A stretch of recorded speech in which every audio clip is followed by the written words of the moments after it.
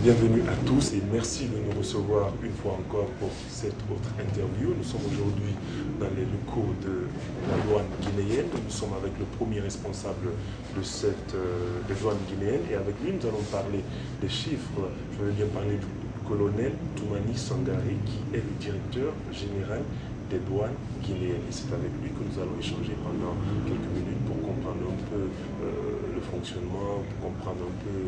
nous allons parler beaucoup des chiffres parce que la mission des douanes guinéennes, c'est un rôle au niveau de la fiscalité, de l'environnement économique et de la protection de la population. Nous allons revenir sur tous ces sujets avec lui. Monsieur le directeur, bonsoir. Bonsoir Serge. Merci de nous recevoir ici chez vous dans le locaux. Merci, c'est à moi de vous remercier parce que c'est vous qui avez effectué le déplacement. D'accord. Comme je le disais, il a bien accepté, malgré son calendrier hyper chargé, de nous recevoir ici.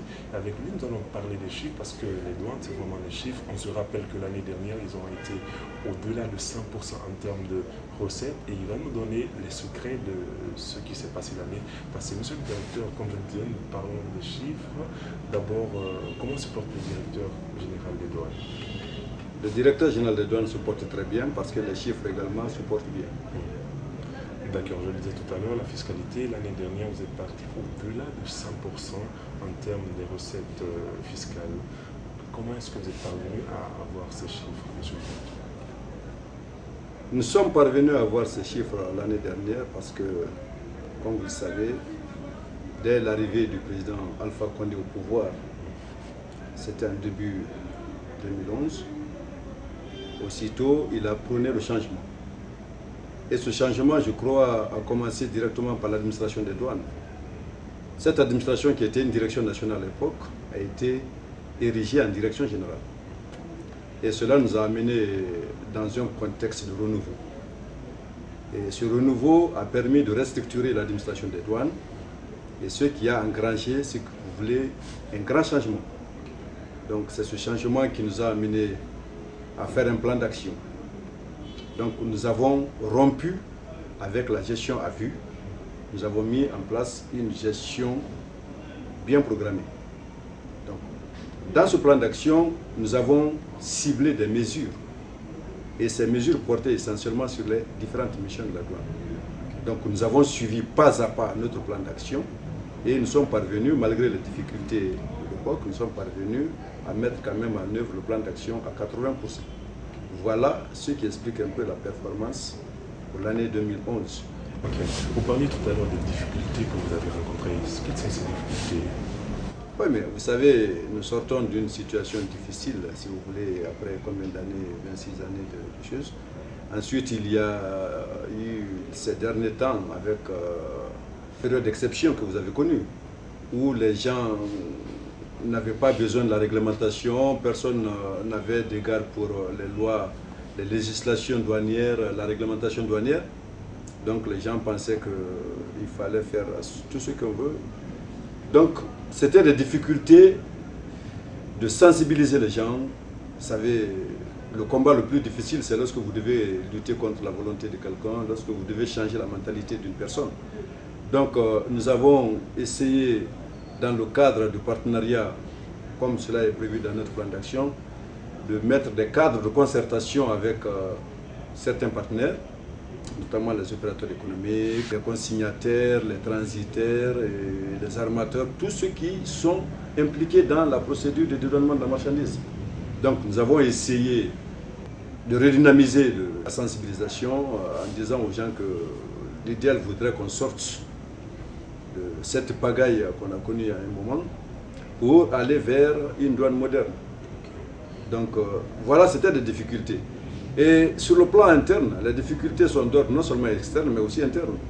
Sur le plan interne, c'est que nous avions de grandes ambitions, mais les moyens qu'il nous fallait pour notre politique n'étaient pas disponibles.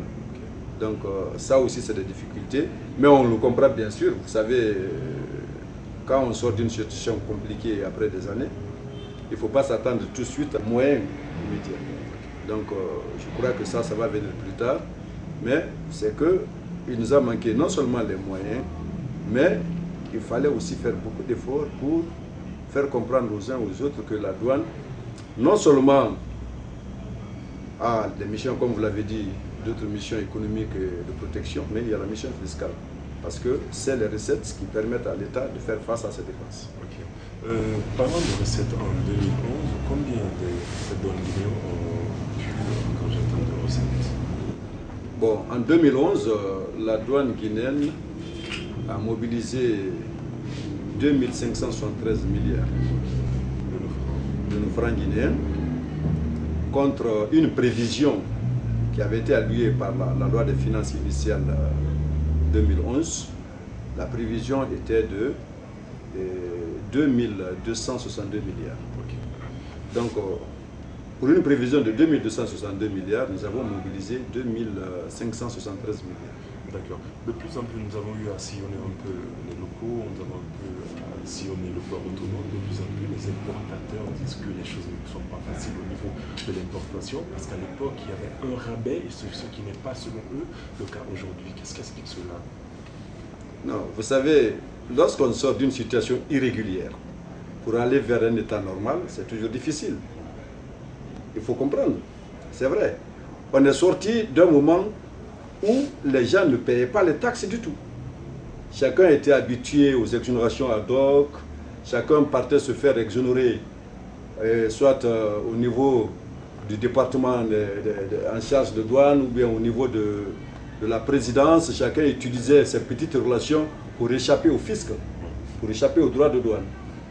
Mais depuis l'arrivée du professeur Alpha Condé, avec son gouvernement qu'il a mis en place, sous l'égide bien sûr du Premier ministre, il n'y a pas où aller taper à la porte pour demander de se faire exonérer. Donc il n'y a pas d'exonération ad hoc. Ou tu es exonéré par un acte, par une base juridique, tu bénéficies des avantages de cette base juridique, ou tu es assujetti au droit commun, tu payes les taxes comme tous les autres. Et là aussi, il y a ce qu'il faut comprendre, c'est que maintenant nous avons instauré ce que nous appelons dans notre jargon la justice fiscale. Si M. X, pour la même marchandise en provenance de la même région, paye tel montant, M. Y, s'il importe la même marchandise, les mêmes quantités en provenance de la même région, et pendant la même période, il paye la même chose. Comme ça, ils se font la concurrence sur le marché, et la douane ne sera pas à la base d'une concurrence déloyale.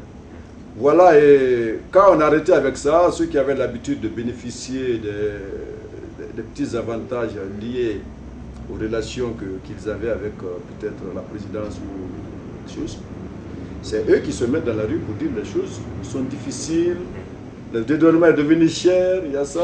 Sinon, ceux qui avaient l'habitude de payer normalement les taxes, et ils comprennent que c'est toujours la même chose, il n'y a pas de changement. Ok, vous dites, disons, les vieilles habitudes ont la peau dure. Récemment, vous faisiez allusion tout à l'heure à un cas, certaines personnes qui partaient à la présidence tapaient au port de la présidence pour qu'on leur facilite l'importation.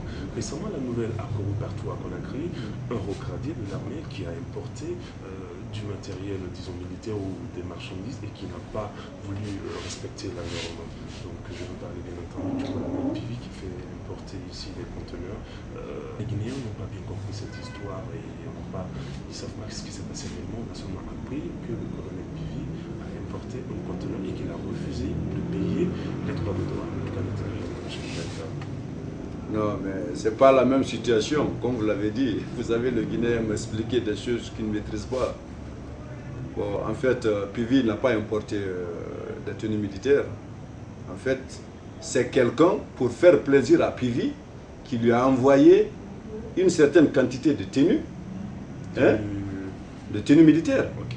Ce n'est pas parce que Pivi il a fait une transaction commerciale en achetant les tenues pour les importer. C'est quelqu'un qui pensait qu'il avait la possibilité d'apporter sa petite contribution à la garde qui est autour de la présidence là-bas à travers Pivi. Donc il lui a dit, je vais t'envoyer 200 et quelques tenues pour essayer de donner ça à tes choses, parce que c'est ce qui a été fait, mais ça ne veut pas dire que Pivi il a importé tout de suite pour faire non. Et voilà. Mais ceux qui disent que Pivi il a refusé de payer les taxes, j'ai dit toujours tout juste que le tarif, la loi exonère purement et simplement tout ce qui est équipement et matériel militaire. Donc il n'y a même pas paiement de taxes. Que ce soit PIVI, tout ce qui est matériel militaire et accessoires militaires, que ce soit les habillements, que ce soit les armes, en tout cas tout ce qui ne peut être utilisé que par l'armée, dans la loi guinéenne, est exonéré du paiement de tous droits et taxes. Donc il n'y avait même pas de paiement pour dire que PIVI a refusé de payer, non. Le problème c'est quoi? C'est que quand le monsieur il a envoyé à PIVI, il n'a pas prévenu que c'était une quantité aussi considérable. Et PIVI même était surpris de comprendre que la quantité était aussi considérable. Il a pensé que c'était quelques tenues. Le monsieur a dit, je vais t'envoyer quelques tenues pour essayer que tu... C'est tout, hein. Sinon il n'y a pas à dramatiser. Nous restons toujours dans la fiscalité. Nous sommes aujourd'hui à plus de... Disons, lorsque vous faites le bilan du premier semestre de cette année, où en êtes-vous en termes de chiffres, pardon, de chiffres? Qu'est-ce que vous avez pu mobiliser en termes de recettes à ce jour? Bon, avant de parler des réalisations du premier semestre, je voudrais rappeler aux éditeurs que la loi des finances initiale 2012 a octroyé à la douane guinéenne une prévision de 3 600 milliards. Donc du 1er janvier 2012 au 31 décembre, l'administration des douanes guinéennes doit mobiliser pour le compte du budget national un montant de 3 600 milliards. Alors ces 3 600 milliards, dans notre technique avec le budget, nous faisons une mensualisation des prévisions. C'est-à-dire, les 3 600 milliards sont repartis entre les mois, en tenant bien sûr compte des mois qui sont bien favorables aux activités commerciales et des mois qui sont défavorables aux activités commerciales. Vous savez, en janvier par exemple, on ne peut pas dire que janvier c'est un bon mois, parce que le mois de janvier c'est déjà un mois pour lequel les gens sont en train de faire le bilan de leur entreprise. Donc les activités sont ralenties. Donc par rapport au mois qui se situe par exemple en pleine année. Donc la mensualisation sur les prévisions font que pour le premier semestre 2012, la douane guinéenne devrait mobiliser 1605 milliards pour les 6 premiers mois de l'année. 1605 milliards. Alors aujourd'hui, au 31 juin, nous avons réussi à mobiliser 1848 milliards. Donc une progression. Soit un accroissement de 115%. C'est-à-dire, le taux de réalisation par rapport à la prévision, c'est-à-dire par rapport à la prévision du premier semestre, est de 115%. Donc, c'est-à-dire que nous avons non seulement atteint ce qui nous avait été demandé pour le premier semestre, mais nous l'avons également dépassé. Okay. Voilà, la dernière mission du Fonds monétaire l'a confirmé. D'accord. Voilà. Vous parlez du Fonds monétaire, récemment d'ailleurs une mission du Fonds monétaire international et de la Banque mondiale qui a passé 3 semaines ici en Guinée dans le cadre du point d'achèvement. Est-ce que selon vous, la Guinée a des chances d'atteindre le point d'achèvement? Ah bien sûr. Monsieur Serge, je crois que si vous étiez hier à la conférence de presse qui a été organisée à la faveur du retour de cette mission conjointe Banque mondiale Fonds monétaire, vous aurez dû comprendre que la Guinée déjà va vers le point d'achèvement. C'est clair, parce que la déclaration qui avait été faite par le chef de la mission confirme effectivement que tous les indicateurs ont été presque atteints. Voilà. Et que peut-être, si en tout cas nous sommes convaincus qu'en septembre, la Guinée va atteindre le point d'achèvement. Et cela nous permettra peut-être d'aller vers la suite du programme. Okay.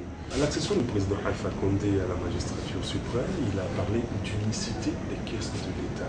Bien entendu, quand on parle d'unicité des caisses de l'État, quelque part, à l'époque, les précédents gouvernements, les précédents régimes, il y avait beaucoup de choses qui se faisaient, qui ne respectaient pas les normes. Aujourd'hui, avec l'unicité des caisses de l'État, est-ce que vous ressentez cela ici, au niveau de la douane?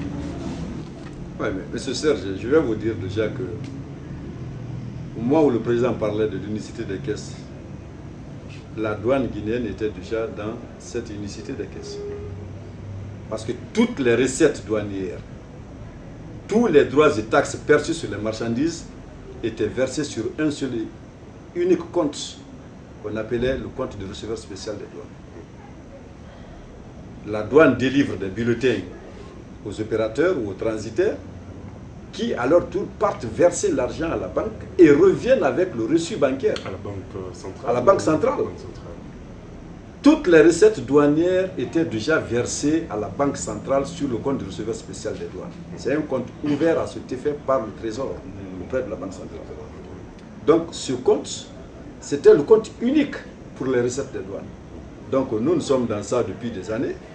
Et je crois que quand le président a pris la décision de faire un compte unique pour les recettes, les autres recettes, et ça a été salué et c'est ce qui fait aujourd'hui que vraiment le mouvement du budget est bien contrôlé. D'accord. Je le rappelais, je le disais au début de l'émission, en plus de la fiscalité, vous jouez aussi d'autres rôles, mais bien avant cela, nous allons revenir au statut particulier de la douane, parce que cela, beaucoup de choses avaient été dites à l'époque sur le statut particulier. Récemment, je pense que le modèle a été annoncé par vous-même. Ici, dans les locaux de cette douane, on est aujourd'hui avec le statut particulier des données, parce qu'on se rappelle à l'époque avec le Camara, il s'était vraiment irrité lorsque certains douaniers lui ont demandé de revoir ce statut. Où en est-il aujourd'hui avec le statut particulier des données? Bon, je voudrais d'abord vous dire que le capitaine Dadis ne s'était pas fâché parce qu'on a parlé du statut. Il était déjà favorable au statut. Mais c'est le moment et le lieu qui a fait qu'il s'était mis dans cet état. Sinon, il avait déjà donné son accord pour le statut parce que tout le monde sait qu'il n'y avait que la douane guinéenne seulement qui n'avait pas de statut dans toute la sous-région. Donc ça, c'était peut-être un petit rectificatif. Ensuite, par rapport au statut, vous savez, c'est quelque chose qui a été salué par tous les douaniers et par même les proches des douaniers. Le statut particulier a été signé par le président de la République, le professeur Alpha Condé. Je crois que c'était en fin d'année 2011. C'est en décembre, je crois, si j'ai bonne souvenance. Vous savez, c'est un texte, c'est un décret qui doit être appliqué. Mais pour son application, il y a des textes qu'il faut faire. Donc ces textes, les textes d'application sont les arrêtés. Donc nous sommes en train aujourd'hui d'élaborer les textes d'application du statut et les textes d'application de l'arrêté qui restructure notre administration et quand elle a été érigée en direction générale. Donc nous sommes aujourd'hui, nous en sommes, si vous demandez où nous en sommes avec le statut, je vous dirais simplement que nous sommes en train d'élaborer les textes d'application du décret qui a mis en place le statut du personnel des douanes. Parce que vous dites nous, c'est qui vous, les douaniers, qui travaillent là-dessus. Nous sommes en train de travailler là-dessus. Oui, mais c'est la douane, bien sûr. C'est nous qui travaillons, c'est nous qui proposons au ministre les textes. Et le ministre, au niveau du cabinet, il va revoir et puis ils vont faire la mise en forme et tout ce qui s'ensuit. Mais c'est à nous de faire le travail. Même ce matin, j'étais en réunion avec tous les cadres. Nous avons reparti les tâches par groupe de travail.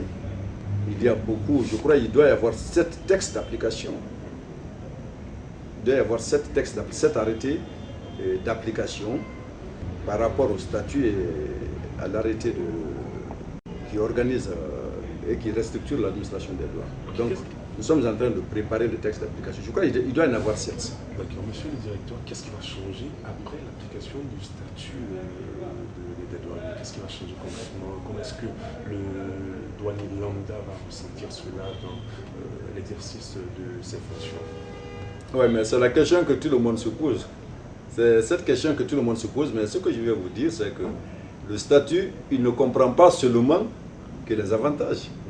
Le statut a beaucoup plus de contraintes que d'avantages. Parce que le statut va jusqu'à proposer la radiation d'un agent en cas de faute. Il y a la mise en place d'une commission de discipline, tout ça. Donc les gens, ils s'attaquent un peu aux avantages qui portent sur les risques de la douane. Il y a une prime de douane, il y a les primes de risque du métier, mais c'est des choses en fait qui ne signifient pas grand-chose. Parce que quand on dit par exemple que la prime de douane c'est 15%, hein, 15% du salaire indiciaire de l'agent, voilà, donc quelqu'un qui prend par exemple 1 million, tu ouvres les 15% de 1 million, on rajoute ça par rapport à tout ce qu'il y a. Mais l'essentiel, c'est qu'il y a un plan de carrière. L'agent sait déjà que quand il est recruté, il rentre en douane avec tel titre et qu'au bout de 2 ans, 3 ans, s'il affronte un concours, il réussit son concours, il quitte ce grade, il va à tel autre grade. Et il sait qu'il peut être chef de bureau quand il sera à tel autre grade. Donc ça va amener les gens à se former. Et l'avantage, je crois que c'est beaucoup plus dans la carrière que dans le numéraire. Voilà. Monsieur le directeur, lorsqu'on parle de la douane, on pense directement au port. Or, au-delà du port, il y a des douaniers partout, à l'aéroport, aux frontières et un peu partout. Donc, comment ça se passe avec ceux qui sont sur le terrain? Avant de revenir à cette affaire, avant de revenir tout à l'heure à l'aéroport, on aimerait savoir comment ça se passe, comment vous vous organisez pour pouvoir mener à bien votre mission au-delà du port autonome de Conakry. Je voudrais juste vous dire que ceux qui pensent que la douane c'est le port, c'est parce qu'ils sont dans les pays côtiers. Lorsqu'on est dans un pays continental, comme le Mali, le Niger, on peut pas, on ne peut pas dire que la douane c'est le port. C'est différent. La douane c'est les frontières. La douane c'est la protection de la population. La douane c'est la protection de l'environnement économique. Aujourd'hui, moi, mon souhait est que la douane facilite les échanges au niveau des frontières pour encourager l'investissement à l'intérieur du pays. Parce que c'est les recettes issues de la fiscalité intérieure qui sont très sûres. Lorsque quelqu'un vient construire une usine dans un pays, on sait que chaque mois, il doit payer tel montant pour l'électricité, c'est sûr. Tel montant pour l'eau, c'est sûr.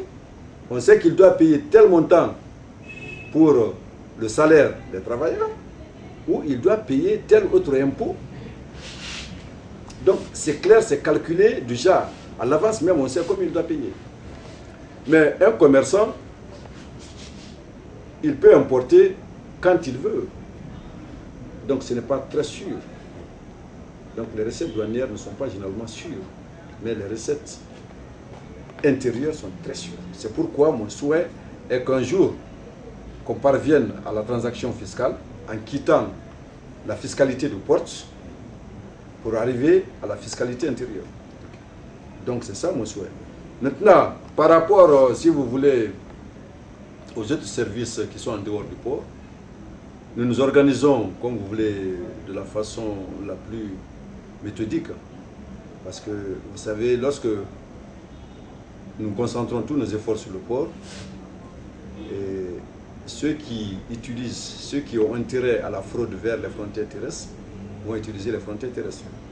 Récemment, lorsque nous avons essayé de soumettre toutes les marchandises importées par le port de Conakry au programme de vérification des importations, il y a eu d'autres importateurs, d'autres petits malins qui ont essayé de passer par les ports voisins, notamment le port de Freetown, le port de Bissau, de Banjul, pour débarquer leurs marchandises et les faire acheminer dans les camions afin de payer moins à la frontière pour faire une concurrence déloyale à ceux-là qui importent la même marchandise par le port de Conakry, parce qu'ils vendent tous sur le marché Madina. Donc, nous nous sommes organisés au niveau des régions. Il y a les directions régionales qui ont la charge des préfectures frontalières relevant de leur région. Et dans cette région, il y a une direction régionale, mais il y a également une brigade régionale de surveillance qui a compétence de surveiller toutes les activités douanières, toutes les activités commerciales dans les juridictions régionales. Au niveau des préfectures, nous avons des directions préfectorales et des brigades préfectorales. Dans les directions